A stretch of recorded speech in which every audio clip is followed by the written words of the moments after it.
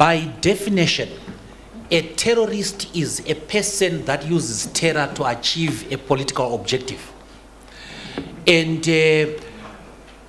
now, I am saying that the people who committed what was committed on the 1st of August are terrorists because they are trying to use terror to achieve a political objective. And this is not new. During Kukurahundi, sadistic things were done to innocent civilians. And terrorists do target civilians. In 1989, Patrick Kombai was shot in cold blood in Gweru. In 2000, there was state-sponsored violence against civilians. In 2002 presidential election, history is well recorded and documented. Sadistic things were done on our people.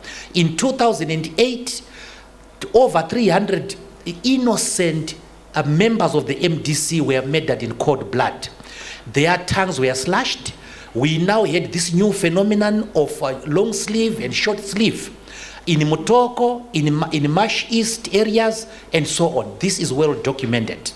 That is targeting civilian population in order to induce fear, in order to induce terror. A person who does that by definition is a terrorist.